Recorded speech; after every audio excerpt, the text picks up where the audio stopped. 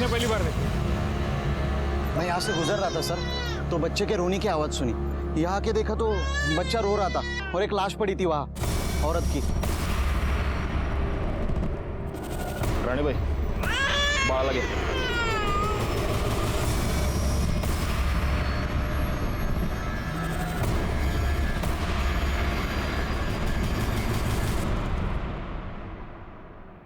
गला घूंट कर मारा गया है। गले पर निशान देख रहे हो? कुछ पता चला ये कौन है? जी सर, पता किया। ये प्रोस्टिट्यूट है, हाईवे पे धंधा करती थी। बैकवर्ड, पिछले हफ्ते में जिस औरत की डेड बॉडी मिली थी वो भी तो प्रोस्टिट्यूट थी। जी सर। ठीक है, फॉरेंसिक को बुला और इसकी लाश पोस्टमार्टम के लिए भेज दो। सर।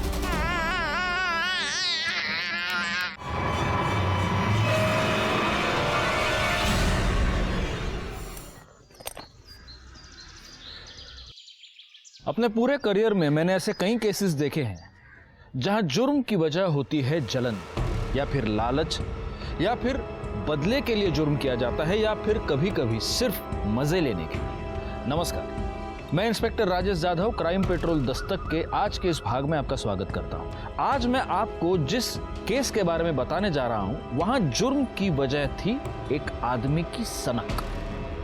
ऐसी सनक जो शायद उस आदमी की जिंदगी के साथ ही खत्म हो जाती है। उस सनक में ऐसे क्राइम्स किए गए जिसे सुनकर, जिन्हें जानकर आपकी रातों की नींद उड़ जाती है। सर, इस औरत की पोस्टमार्टम रिपोर्ट और पिछले हफ्ते मिली औरत की पोस्टमार्टम रिपोर्ट मैच करती है। दोनों को मारने से पहले उनके साथ सेक्स किया गया था, जिसके बाद उनका गला दबा के उन्हें मार दिया गया। और एटलीस्ट इस केस में तो ऐसा नहीं लगता कि ये मर्डर पैसों के लिए किया गया हो, क्योंकि बॉडी के पास तो पैसे पड़े हुए हैं।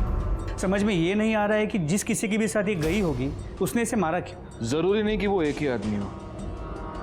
एक नोटिस की तुमने बात गायकवाड़, इसकी गर्दन पर ग्रीन नायलॉन रस्सी के छोटे छोटे रेशे मिले। सर, लेकिन ऐसा कुछ तो हमें पिछले केस में नहीं मिला। हो सकता है तब रस्सी नहीं हो। मुझे ऐसा लगता है गायकवाड़, इन दोनों मर्डर केसेस में कुछ ना कुछ कनेक्शन है, क्योंकि पीएम रिपोर्ट और मारने का तरीका दोनों सेम है। हो सकता है कातिल भी सेम हो। सर, ये बच्ची कब से रो रही है, चुप ही नहीं हो रही है।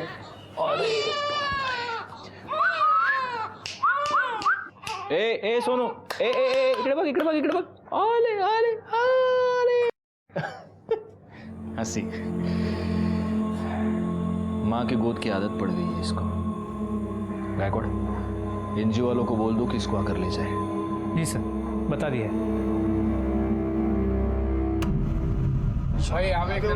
इधर दे, इधर दे। चल चल जल्दी, हाथ चला राजू। हाँ भाई, चल एक। ये देना। अरे जाना दूंगा, एक मांगने आ गया, तू दे दे मेरे को। हे राजू, भिखारी बहुत डेली का उसका। अरे बच्चा है, कुत्ता नहीं है। चल बेटा, भूख लगी तेरे को, वड़ा पाव दे उसको। दे वड़ा पाव। ले भाई, और तू क्या? चल काम कर, चल जल्दी जल्दी कर। अरे भाऊ, याद है वृंदा वहिनी का फोन आया था? अरे हाँ, वो मेरा बात हुआ, वो सुबह मिल नहीं पाया ना, बस वही बोल रही थी। और ये क्या है, तू वहिनी वहिनी लगा रखा है, अभी तक लगन नहीं हुआ मेरा और उसका। तो भाऊ नहीं हुआ तो हो जाएगा ना। आई, जो महेश अंकल ने चॉकलेट दी थी ना, वो मुझे दो ना। चॉकलेट चाहिए तुझे? देती हूँ।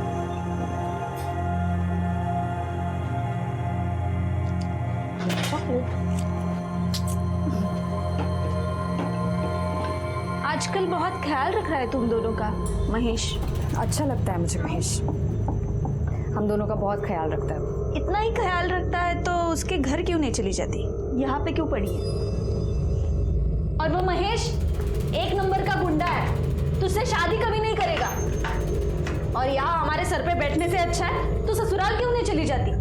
वहां जा, अपना और अपनी बेटी का हिस्सा मांग। अगर काय बोलती है तू? बहन है वो मेरी, यहाँ नहीं रहेगी तो कहाँ जाएगी? कहीं भी जाए, हमारे घर से निकल जाए, हमें चैन से जीने दे।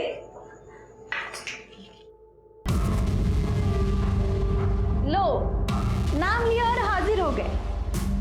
इन्हें लेने आए हो, लेके जाओ, जाओ।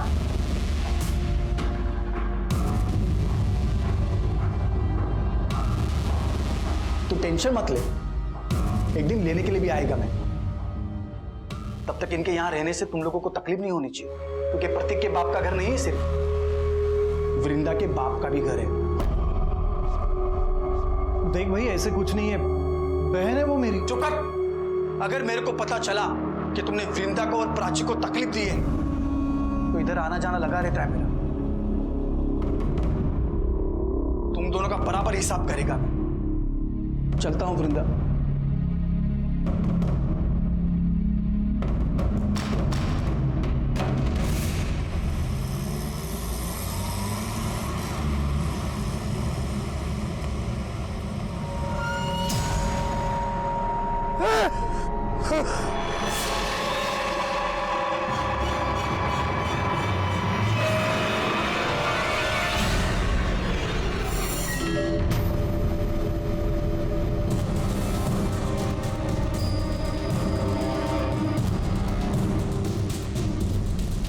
गले पर निशान देख रहे हो?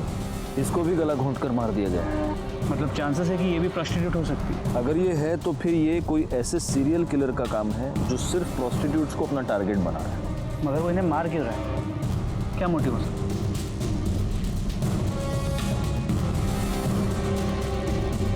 फिलहाल इसकी लाश को पोस्टमार्टम के लिए भेज दो और उनको बोलना जरा जल्दी भेजे रिपोर्ट। सर,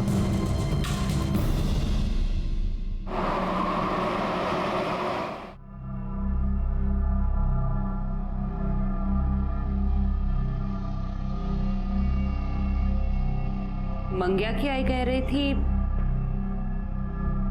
आज हाईवे पे एक और औरत की लाश मिली है।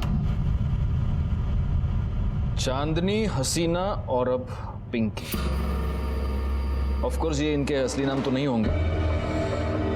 3 प्रोस्टिट्यूट्स का मर्डर हुआ है और वो भी हाईवे पर जहां कोई सीसीटीवी कैमरा नहीं है। बहुत ही प्लानिंग से ये सब कर रहा है गायकवाड़।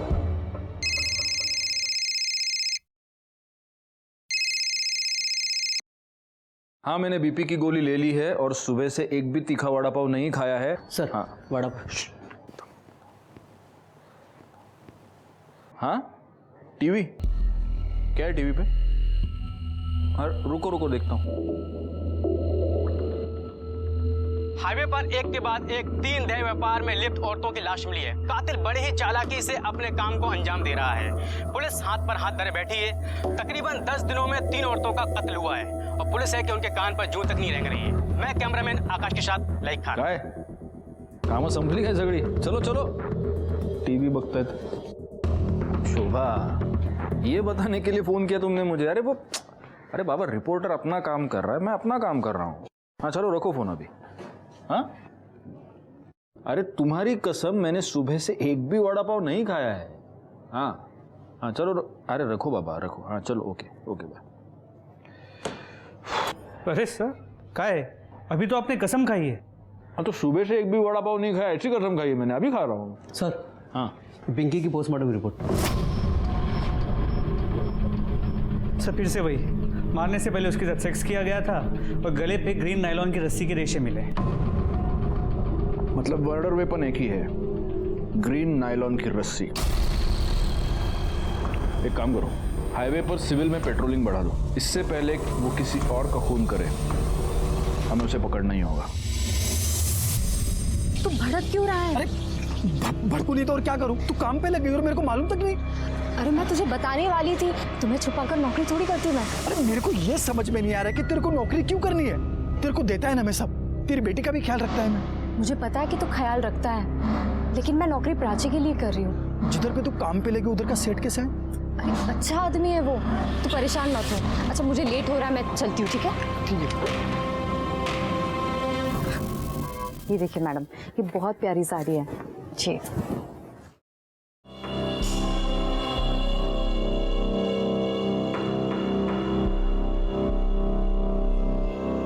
अब पैसे काउंटर पे दे दीजिए।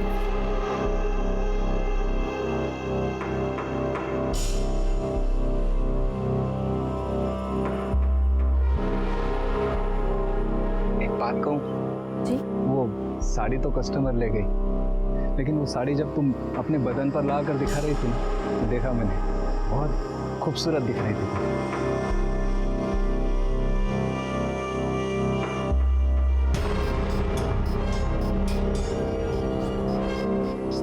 वैसे सोचता हूँ वैसी सेम साड़ी तुम्हें एक गिफ्ट दे दूँ, पर अगर मैं तुम्हें साड़ी गिफ्ट दूंगा तो तुम्हें भी तो मुझे कुछ देना पड़ेगा ना, समझ रहे हो ना? पगार भी बढ़ा दूंगा।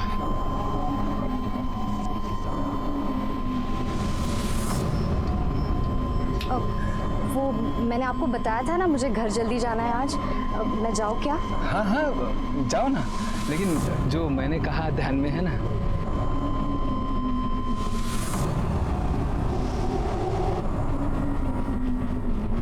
महेश, कितने बार बताऊं मैं तुम्हें, उस सेठ के साथ मेरा कोई चक्कर नहीं है।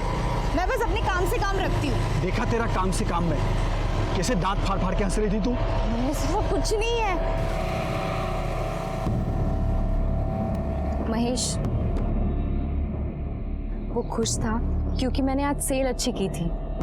वो बस मेरी तारीफ कर रहा था। देख, तू अगर मेरे को धोखा देगी ना तो मैं महेश, मैं तुम्हें धोखा क्यों दूंगी? मैं हमेशा तुम्हारे साथ रहूंगी, कहीं छोड़ के नहीं जाऊंगी तुम्हें। सच्ची? हाँ।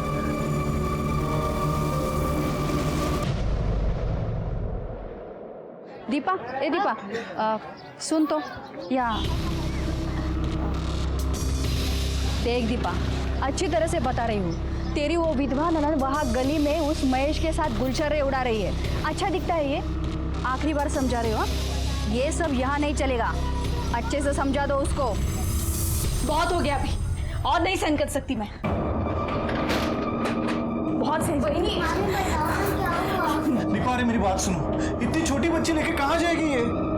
जहाँ जाना है जाए, और वो है ना उसका यार महेश, वो देख लेगा। दीपा मेरी भांजी है वो। चलो बेटा, हो गया। अरे वो छोटी बच्ची है। चलो चलो चलो, बहुत हो गया, बहुत सुन लिया मैंने। दीपा मेरी बात सुनो, मैंने बहुत सुन मेरी लिया। बहन है ये। बिल्कुल। दीपा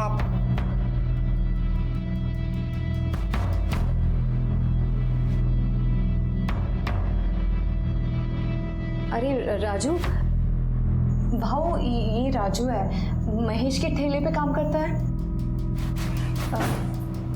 हाँ हाँ, क्या है राजू? वो क्या, वो भाव ने अभी प्राची के लिए ये गिफ्ट खरीदा, तो उन्होंने बोला कि ये दे देना, ये चॉकलेट भी दे देना और बड़ा पाव भी है प्राची के लिए।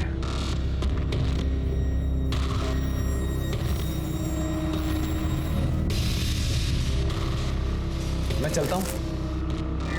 चलता हूँ। देखा, अब ये और इसका यार हमें हमारे घर से कब निकल देगा ना, पता भी नहीं चलेगा। बहुत हो गया ये।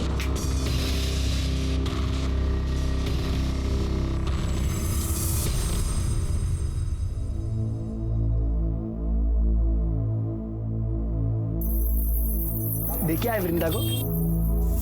अरे क्या हुआ, ऐसा चुप क्यों है? कुछ हुआ क्या? अरे बोल ना, कुछ हुआ क्या? भाव, वृंदा बहनी के साथ कुछ ठीक नहीं हो रहा उस घर में।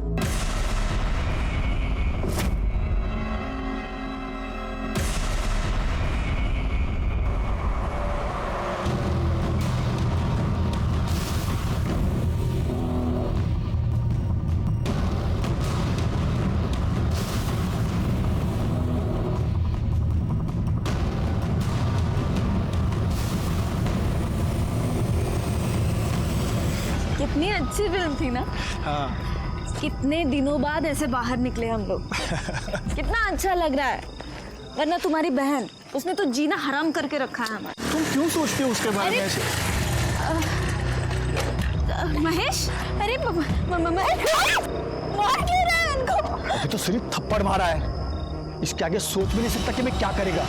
समझा दे तेरी बाइकों को कि अगली बार वृंदा के सामने ऊंची आवाज में बात हुई की ना, काट के इधर ही गाड़ देगा मैं तुम दोनों को, समझा ना?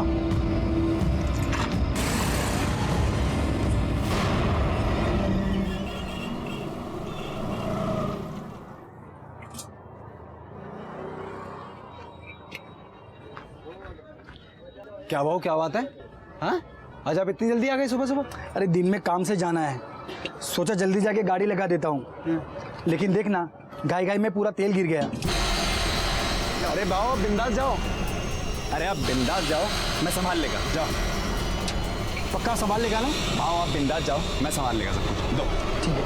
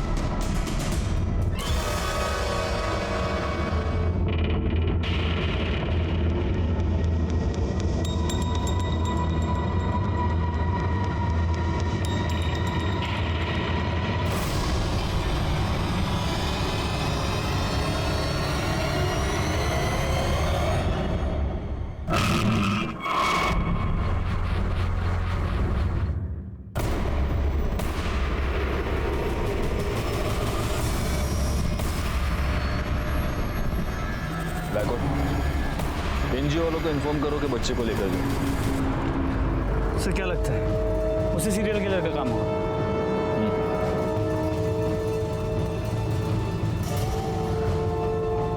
या तो वो हमसे 2 कदम आगे चल रहा है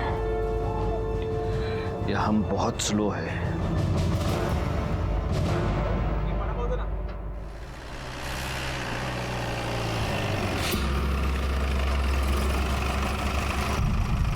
क्या हुआ सर, यहाँ क्यों रुके? दिमाग काम नहीं कर रहा। वडापाव खाते गायतोंडे सगळ्यांसाठी वडापाव सांगा हां, आणि माझ्यासाठी एक्स्ट्रा चटणी आणि मिरची। अरे सर आप ये क्या कर रहे हैं? आपके लिए वड़ा पाव मना है, वो भी तीखा। मेरे लिए थोड़ी है, तुम्हारे लिए मंगा रहा हूँ। आओ वड़ा पाव बन। हाँ, और एक में थोड़ा ज़्यादा चटनी डालना और मिर्ची भी देना। हो साहब। ठीक है।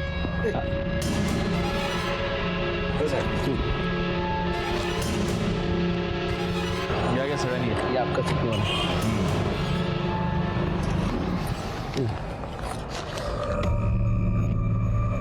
गायकवाड़, इस औरत के गले पर जो रस्सी के निशान थे उसमें भी अगर हमें वो ग्रीन रस्सी के ट्रेसेस मिलते हैं और अगर इस औरत के साथ भी मारने से पहले सेक्स किया गया है तो ये कंफर्म उसी सीरियल किलर का काम है। और शायद इस सीरियल किलर को पता चल गया कि हमने ये सायन पनवेल हाईवे पे पेट्रोलिंग बढ़ा दी, इसलिए उसने अपना अगला शिकार ये पनवेल खपोली हाईवे पे ढूंढा है। लेकिन अगर ऐसा है तो इसका मतलब ये कि वो आदमी यहीं का आसपास का लोकल आदमी है, इसीलिए उसे हमारी हर मूव के बारे में पता चलता। पैसे दिले? चलो चलो बैठो बैठो।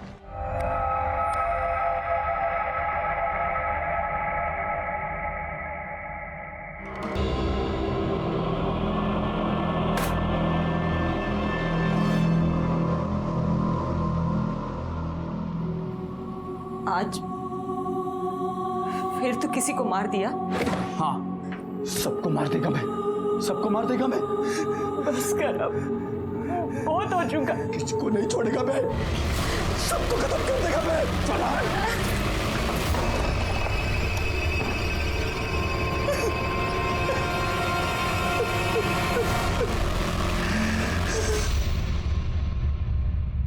सर ये जो लास्ट बॉडी हमें मिली है, सुना है इसका नाम रानी है, लेकिन हो सकता है कि ये भी गलत नाम हो। और इसके साथ भी मर्डर से पहले सेक्स हुआ है और इसकी गर्दन पर भी ग्रीन नायलॉन रस्सी के ट्रेसेस मिले हैं ना। मैं तुमको कह रहा हूँ गायकवाड़, इन चारों का खून एक ही रस्सी से एक ही आदमी ने किया है। लेकिन सर डीएनए रिपोर्ट के मुताबिक इन चारों औरतों में जो सीमन सैंपल मिले हैं वो अलग अलग है। मतलब सेक्स वर्कर होने की वजह से इन्होंने शायद सेक्स किसी और आदमी के साथ किया है और इन्हें मारा किसी और आदमी ने। मुझे समझ में नहीं आ रहा, इसका मोटिव सेक्स नहीं है, इसका मोटिव लूटपाट नहीं है क्योंकि पैसे इनकी बॉडी के पास ही मिलते हैं, तो फिर इसका मोटिव क्या है? वो क्यों मार रहा है इन औरतों को? और हमारे पास कोई क्लू नहीं है। तो फोरेंसिक रिपोर्ट से एक नया क्लू मिला है। इस रानी के गले पे, हाथ पे और गले पे जो ग्रीन रस्सी के रेशे मिले हैं उस पर कुकिंग ऑयल मिला है। मतलब जिस रस्सी से रानी का गला घोटा गया उस पर कुकिंग ऑयल लगा हुआ था, जो खुद को बचाते हुए और गला घोटते हुए रानी के गले और हाथ पे लग गया। और ये कुकिंग ऑयल भी वो है जो बार बार यूज किया गया है। बार बार यूज किया हुआ कुकिंग ऑयल। गायकवाड़, ये रस्सी जरूर किसी ऐसे आदमी की है जो फ्राइड फूड बेचता है। वो नहीं होता, वो ठेला वेला बांधने के लिए रस्सी नहीं यूज करते ये लोग। एक काम करो, पनवेल से लेकर कामण के बीच में जितने भी ये वड़ा पाव वाले, भजिया वाले, चाइनीज वाले, ये फरसाण वाले, जितने भी ठेले वाले, उन सब के ठेले चेक करो और देखो कहीं पर ग्रीन नायलॉन की तेल लगी हुई रस्सी मिलती है क्या। लेकिन सर सिर्फ पनवेल में ही 500 से 600 ठेले हैं। हमारे पास दूसरी कोई चॉइस है? अंग्रेजी में एक बहुत अच्छी कहावत है Gaikwad, beggars can't be choosers.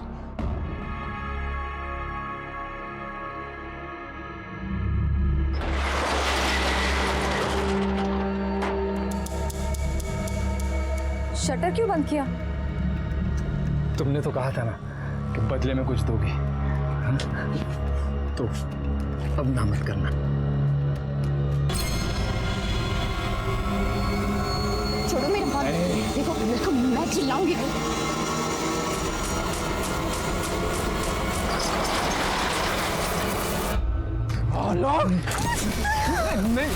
हाथ कैसे लगाए तुम? हाथ कैसे लगाए? गलती हो गई, मैं छोड़ेगा तेरे को, खत्म कर देगा तेरे को मैं।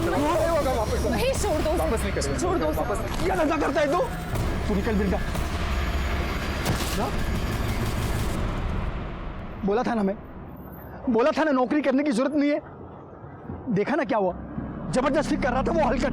अरे तेरे को लाख बार समझाया कि ज्यादा हंसने बोलने का नहीं। प्रॉब्लम सिर्फ उसकी नहीं है, तुम सारे आदमी एक जैसे होते हो। एक अकेली औरत देखी नहीं कि सहारा देने के नाम पे उसका फायदा उठाने की कोशिश करते हो। जिसे देखो वो मेरी लाइफ को कंट्रोल करने में लगा पड़ा है। घर में वो वही नहीं है, दुकान में वो गिरीश और यहाँ तुम। मुझे नहीं रहना है, मैं जा रही हूँ। सुन, तू इतना भड़क काय को रही है? क्या मांगता क्या है तेरे को? बोल, मैं करेगा ना तेरी मदद। बोल, क्या मांगता है तेरे को? तो लगता क्या है मेरा? हम दोनों का रिश्ता क्या है? रिश्ता मांगता है? मैं करेगा तेरे साथ शादी। क्या बोलती है? तो सचमुच मेरे साथ शादी करेगा? तू सिर्फ हाँ तो बोल, मैं कभी भी तेरे घर रिश्ता लेकर के आ जाऊंगा। और वो तेरी एडी वही नहीं है ना, वो खुशी के मारे नाच उठेगी कि चलो अच्छा हुआ पीछा छूटा। अरे अब तो हंसो पहुंच देना। अरे हंसना, अभी करेगा ना मैं तेरे साथ शादी।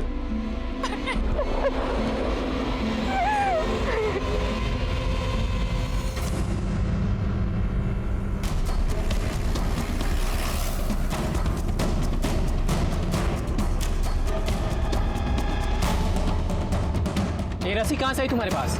साहब वो मैंने कुछ दिन पहले खरीदी थी। प्लास्टिक बांधना पड़ता है ना, नहीं तो बारिश में पानी अंदर आ जाता है, इसलिए।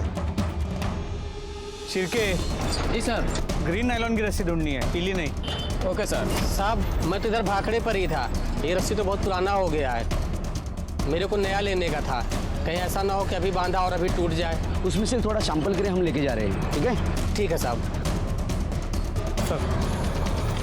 सर, हम लोग यहाँ तक आए हैं तो जादव सर के लिए एक महेश का वड़ा पाव लेते हैं, चटनी डाल के। ठीक है, चलेगा। गौली, शिरके, तुम लोग बाकी की दुकानें चेक करो।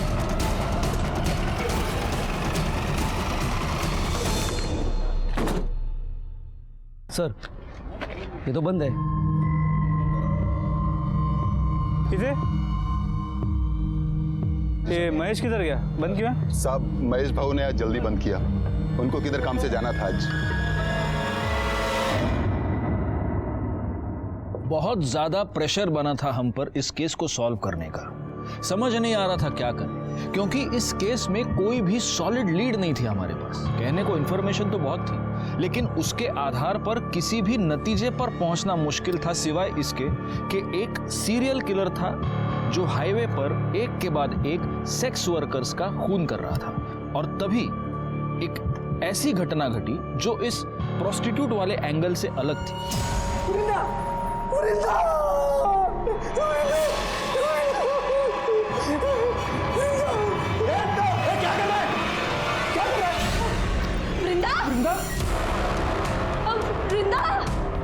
वृंदा?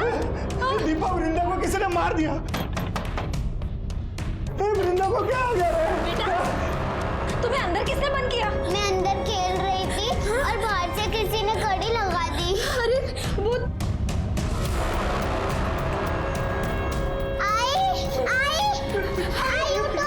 आई को क्या हो गया? आई उठो। महेश ने मारा होगा। महेश ने वृंदा को मार दिया। अरे कोई आओ, अरे आओ, देखो क्या हुआ। अरे महेश ने मार दिया वृंदा को। अरे तुम देख क्या रहे हो? फोन लगाओ पुलिस को। अरे महेश ने मार दिया वृंदा को, उसको देखो। पुलिस को फोन करो। Hello police station.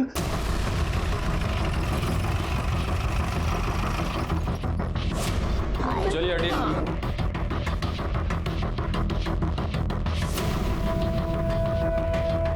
इनको बाहर निकालो सबको। इधर आप भी पीछे हो जाइए।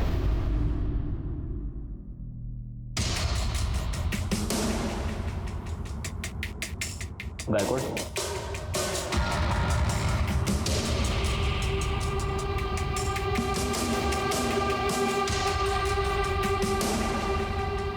एक काम करो गायकवाड़, पंचनामा करो और बॉडी को पोस्टमार्टम के लिए भेज दो, और फॉरेंसिक टीम को भी बुला लो।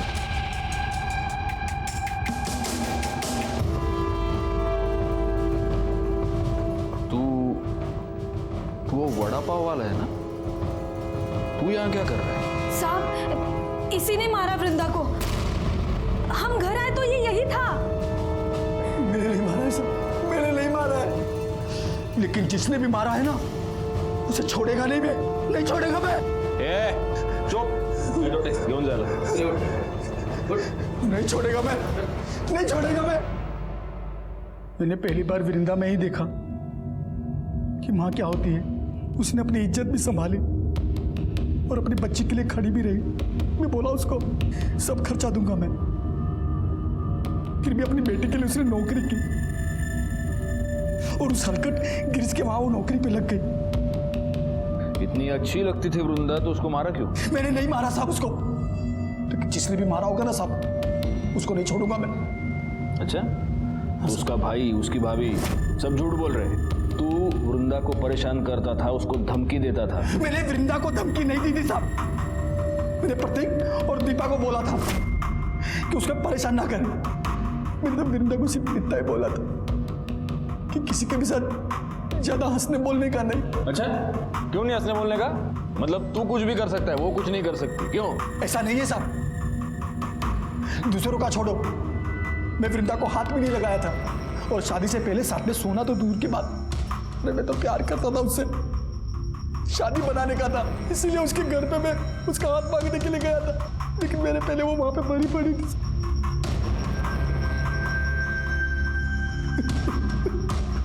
हाथ मांगने गया था? हाँ साहब, करीब 2 बजे के आसपास वृंदा का मेरे को फोन आया था। हाँ हेलो महेश, आज तुम शाम को 4 बजे घर आ सकते हो? अरे शाम को कैसे आएगा मैं, इधर धंधा कौन संभालेगा? शादी की बात करने के लिए तुम एक दिन जल्दी दुकान बंद नहीं कर सकते? क्या तू मेरे को शादी के लिए बुला रही है? मैं गाड़ी बंद करके घर गया, कपड़ा बदली किया, उसके घर के लिए निकला। जब घर जाके देखा तो वो पहले से मरी पड़ी थी साहब। कितने बजे पहुंचा उसके घर? 4:45 बजे पहुंचा होगा साहब, तब तक वो मर चुकी थी। मैंने कुछ नहीं किया साहब, आपको पूछना है तो राजू से पूछ लो साहब। चल चल, मैंने मान लिया कि तूने वृंदा को नहीं मारा। किसने मारा? उसके भाई और भाभी ने मारा होगा साहब, क्योंकि उनको लगने लगा था कि वृंदा उन पे बोझ बनती चली जा रही है, और उन दोनों ने भी नहीं मारा होगा ना साहब, तो उस हलकट गिरीश ने मारा होगा उसे। सर ऐसी कोई बात नहीं, किसी ने आपको मेरे बारे में गलत बोला है। मैं उससे बहुत अच्छे से बात करता था। एक अच्छा है, तेरे दुकान में सीसीटीवी है, दिखा, फुटेज दिखा, सब पता चल जाएगा किससे कैसे बात करता है। इसमें ही है क्या? चेक करो जरा। पासवर्ड क्या है? सर अरे पासवर्ड क्या है? सर वो मुझे अच्छी लगती थी, लाइन भी देती थी मुझे, तो मुझे लगा सब। तेरे दुकान में ग्रीन कलर की रस्सी है? ग्रीन क्यों सर? तू नहीं बताएगा। गायतोंडे सर, जरा शोधा सगळीकडे, देखो रस्सी मिलती है क्या? नहीं है सर। वैसे काफी रंगीन, काफी शौकीन आदमी लगता है तू। हाँ, उधर तो जाता होगा। किधर सर? उधर प्रोस्टिट्यूट्स के पास। अरे नहीं सर, मैं वैसा आदमी नहीं हूँ। वैसा आदमी नहीं है? नहीं सर। तो कैसा आदमी है? हाँ, मतलब 1-2 बार गया हूँ। हाँ, 1-2 बार गया है, और वहां जाने के बाद उनका खून भी किया है। सिर्फ 4 को मारा है और को भी मारा? अरे नहीं सर, मैंने किसी को नहीं मारा है। सब पता चल जाएगा। गायतोंडे सर, सापड़ लेगा? नहीं सर, दुकान चेक कर लिए और काउंटर भी देख लिए, कहीं ग्रीन कलर की रस्सी नहीं मिली। बोला ना सर, नहीं है सर कुछ। ठीक है, चला। तो इसे नहीं बताएगा, तेरे को है ना एक दिन हमारे यहाँ पे बुला के पूछूंगा। सर, एक बार रस्सी के लिए इस महेश के वड़ा पाव के स्टॉल को चेक कर लेता हूँ। कर लो। पूरी गाड़ी को अच्छे से चेक करो, देखो ग्रीन रस्सी मिलती है क्या।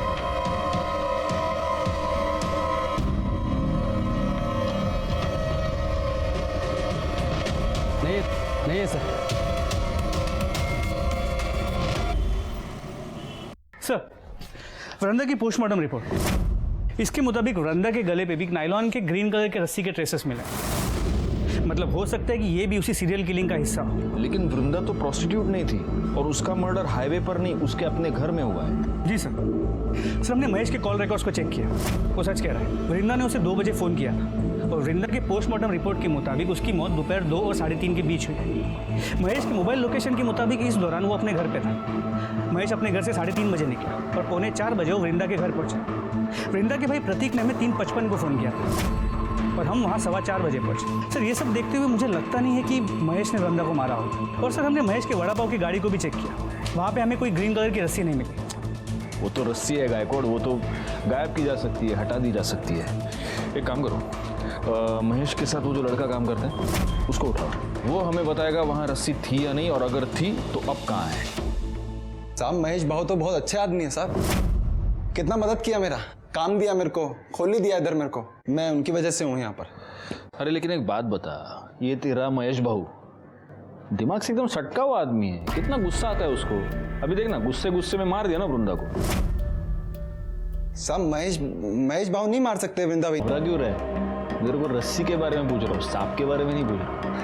नहीं घबरा नहीं रहा साहब मैं। कौन सी रस्सी? रस्सी रे, वो तुम लोग ठेला वेला बांधने के लिए रस्सी, बारिश वारिश आती तो टपरी बांधने के लिए रस्सी यूज करते ना, वो लेके क्या तू? वो तो साहब वो रस्सी नहीं मिल रही, वो तो मिल नहीं रही, तो तुम ढूंढा नहीं? मैं पूछा साहब आसपास के, मैंने दुकान वाले से ही पूछा, मैंने ठेला लगाते हैं ना उनसे ही पूछा मैंने, किसी को मालूम ही नहीं साहब बस रस्सी कहाँ गई। क्या बात कर रहा है गायकवाड़? एक गरीब आदमी की रस्सी गायब हो गई, क्या कर रहे हो गायतोंडे? रस्सी गली। चल ठीक है, देखते। ये जरूर हमसे कुछ छुपा रहा है। एक काम करो, 24 घंटे तावड़े को इसके पीछे लगा दो, और तब तक इस रस्सी के बारे में महेश से पूछते। रस्सी तो गाड़ी में होंगी ना साहब, उधर ही तो थी।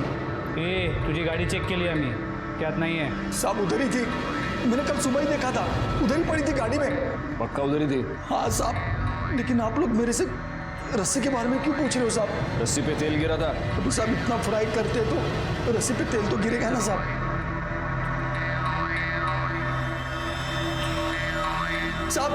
साहब अभी तो आपको पता चल गया ना मैंने कुछ नहीं किया है साहब, फिर तो मेरे को छोड़ दो साहब। और साहब मैंने कुछ नहीं किया है साहब। सर, ये गिरीश के कॉल रिकॉर्ड्स। सर, इस कॉल रिकॉर्ड के मुताबिक वृंदा के मर्डर के वक्त, मतलब दोपहर को 3:20 से 3:35 के बीच, ये गिरीश वृंदा के घर के आसपास ही था। उतला देना। इधर देख रहे, इकडे बात।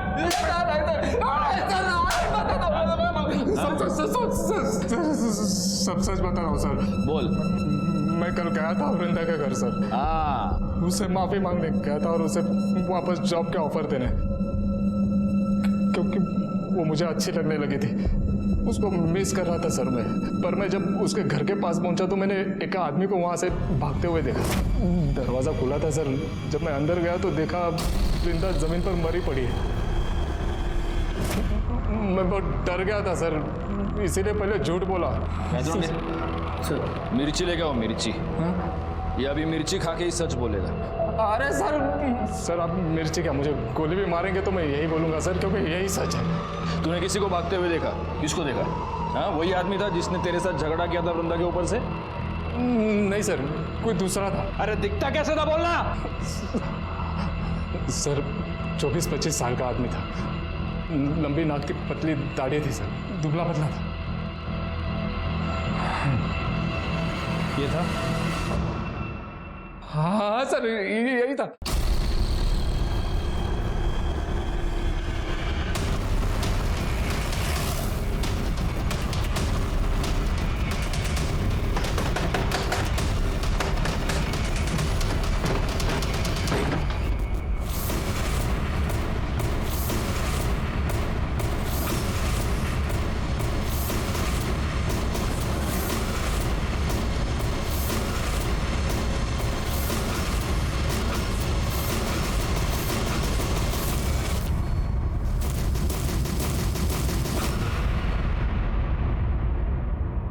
साहब मैंने मारा साहब, मैंने मारा वृंदा बहनी को साहब। वो दिन जब बाबू दुकान बंद करके गया था, मैं रस्सी लेके बहनी के उधर चला गया था साहब मैं। अरे राजू तू? मालूम है, भाव का इंतजार कर रहे थे ना। अरे वो आज रोज की तरह थोड़ी ना आएंगे, आज तो सज धज के एकदम टिप टॉप बन के आएंगे वो। अभी तो उन्होंने बड़ा पाव भेजा आपके लिए। अच्छा। भला एक गिलास पानी दे ना। हाँ, देते हैं, आती है ना।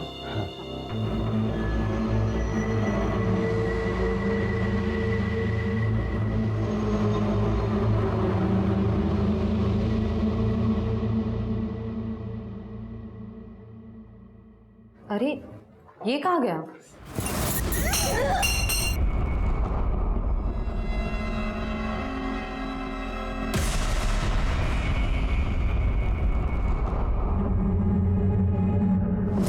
मारा वृंदा को? साहब मेरे को मालूम था साहब कि महेश भाई के आगे पीछे कोई नहीं है साहब। तो मेरे को लगा कि अगर महेश भाई वृंदा बहिनी के खून के इल्जाम में अंदर हो गए तो पूरा ठेला मेरा हो जाएगा साहब। चल ठीक है, मैंने मान लिया वृंदा को तूने ये वड़ा पाव की गाड़ी के लालच में मारा। उन 4 औरतों को क्यों मारा? नहीं साहब, मैंने नहीं मारा 4 लोग। मैंने नहीं मारा साहब, मैं क्यों मारूंगा? झूठ बोल रहा है। अरे साहब मैं झूठ नहीं बोल रहा, मैं तो सच बोल रहा हूँ अभी। महेश भाव ने मारा। मेरे को मालूम है साहब, वो रस्सी लेके हमेशा जाते थे सर किधर को भी। मैं सोचता था किधर जा रहे हैं रस्सी लेकर, एक दिन तेल गिर गया उसके ऊपर। साहब वो निकले, मैं उनके पीछे पीछे गया और मैंने अपनी आंखों से देखा था। उस दिन मेरे को मालूम चला था कि हाईवे पे जितनी भी धंधे वाली मरी है उनको भाव ने मारा।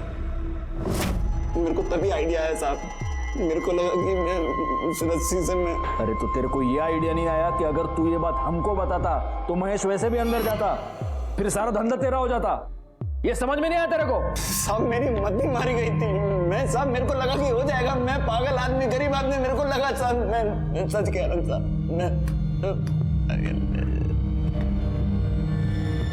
महेश,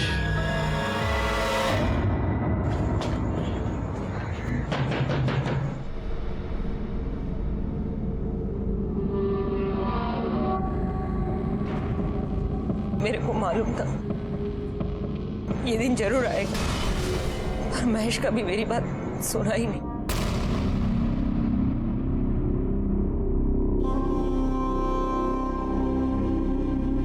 इसका मतलब आप ये जानते हैं कि हाईवे पर जिन औरतों के खून हो रहे हैं वो आपका बेटा ही कर रहा है। जी साहब।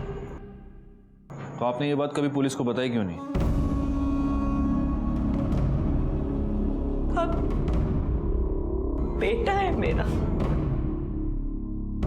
मैं कैसे बता दे?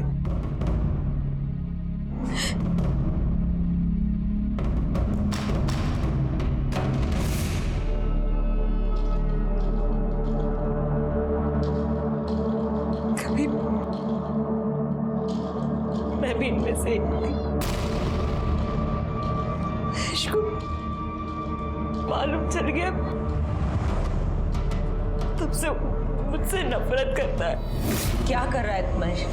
सब कुछ मालूम है ना तुझे, फिर क्यों शादी करके उस लड़की की जिंदगी बर्बाद कर रहा है? चुप कर, उसके लिए मैं है, वो तेरी तरह नहीं है। वो मर भी जाएगी ना तब भी खुद को नहीं बेचेगी, और एक तू है। चल जान देना, तू क्या समझेगी साली? तू हमेशा मेरे को बोलता रहता है ना, हाँ? पर तेरे को मालूम है कि मैंने धंधा काय को शुरू की? अस्पताल में था, डॉक्टर बोला अगर इसकी जान बचाना है तो इंजेक्शन लगाना पड़ेगा। बहुत महंगा था इंजेक्शन, मैं नहीं खरीद सकती थी। अरे मैं ये नहीं करती ना तो तुम मर जाता। अरे तो मर जाने देती, धंधे वाले की औलाद तो नहीं बुलाते मेरे को। इन सबको भी मेरी वजह से मारता है। आपसे नफरत करता है मतलब वो सेक्स वर्कर्स से नफरत करता है, इसीलिए ये सब कर रहा है। आपने उससे छोड़ा तो वो आया था घर पे। क्या कर रहा है? कपड़े काय को भर रहा है? किधर जा रहा है? जा रहा हूं मैं, लेकिन तू ये मत सोचना कि तेरी जात वाली को मारना बंद कर दूंगा मैं। जब भी कभी मेरे को लगेगा ना कि पुलिस मेरे तक पहुंचने वाली है तो उससे पहले तेरे को पक्का मारेगा मैं। तू आखिरी होगी। मतलब वो आपको, अपनी माँ को मारने आएगा? अगर बोला है तो जरूर आएगा।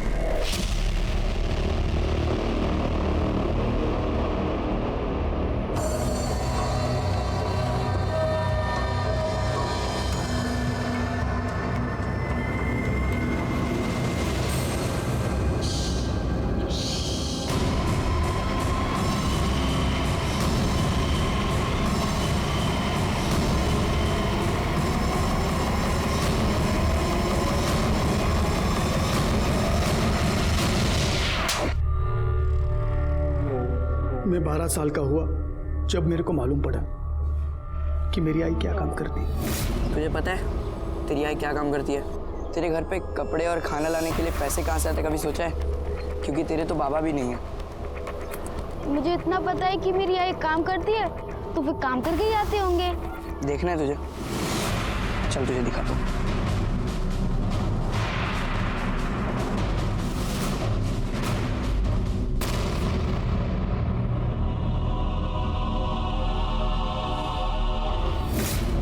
सभी धंधे वाली है। उनकी पूरी जात से मेरे को नफरत हो गई। मैं सबको खत्म कर देना चाहता था ताकि फिर से कोई बिना बाप के नाम वाला महेश किधर को पैदा ना हो। फिर मेरे को वृंदा मिली। मेरे को लगा सब लोगों के माफी मेरा भी एक नॉर्मल लाइफ हो सकता है, पर राजू ने वो भी खत्म कर दिया। आखिर यह केस सॉल्व हो गया और सीरियल किलर महेश को पकड़ने में हम कामयाब हो गए। बड़ा दुख हुआ उन बेकसूर औरतों के लिए जिन्हें महेश ने मार दिया था, क्योंकि भले ही महेश की अपनी एक दुखी कहानी थी, लेकिन उन औरतों की हालत भी कोई बहुत अच्छी नहीं थी। 150 रुपए के लिए वो अपने आप को बेचने पर मजबूर थी। और सबसे ज्यादा दुख हुआ महेश की मां सपना के लिए, जिसने अपने बेटे के लिए अपने आप को बेचा, लेकिन उसी की वजह से उसका बेटा शर्मिंदा था और अंत में एक भयानक कातिल बन गया। खैर, मैं इंस्पेक्टर राजेश जाधव आपसे विदा लेता हूं। दोबारा मिलूंगा, तब तक सतर्क रहिए और देखते रहिए क्राइम पेट्रोल दस्तक, क्योंकि मकसद बताना नहीं, बचाना है। जय हिंद।